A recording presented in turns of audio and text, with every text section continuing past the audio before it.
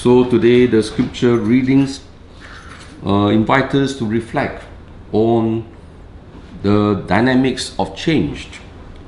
But the truth is that in life, no matter where we live, there will always be changes. Nothing is static in this life. Everything is moving. It's very important to make adjustment, especially as we get older, children get older. Everything needs adjustment all the time. And this is very true for the church as well. The church, every organization, we are always changing. We see the situation in the early church today. The early church too was living a very happy life. We are told after the conversion, after Pentecost, they were living a small little community. I love you, you love me, sharing everything they have together. They were actually very happy. And of course, the group gets bigger and bigger, and then the Jewish leaders begin to react. Oh goodness, this group is getting a bit big and becomes a threat to the existence, threat to the institution. Then they started persecuting them. And so when they started persecuting them, this was where we are told in today's first reading, they started to spread. But because they persecuted them, they had no choice. So they were scattered all over Palestine.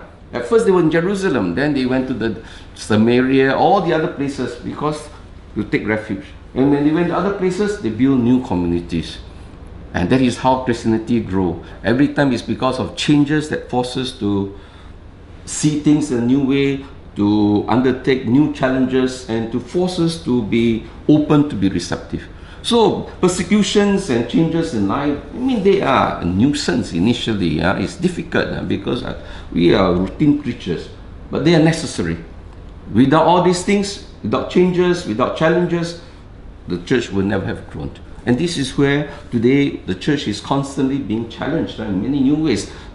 Discrimination, marginalization of the church is still going on. In the world today, Christianity is also under some form of persecution, not direct but very subtle in terms of values, in terms of morality. So this persecution is going on still.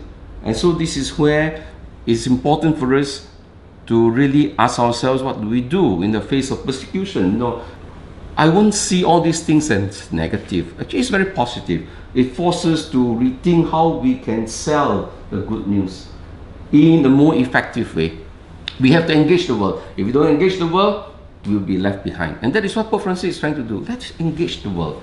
Let us dialogue with the world. Let us find ways and means to help them to understand where we are coming from. So the question is, orthodoxy comes first or pragmatism? So between the two, this is where the tension that is going on in the church today. This battle is going on. We will find a medium along the way.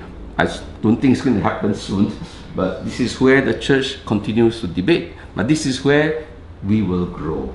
So the tension in life should not discourage us.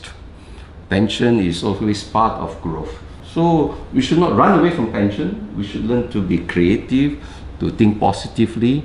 So you need to actually try to be one with them, try to understand where they're coming from. When we talk and we dialogue, we will find the right balance. Amen.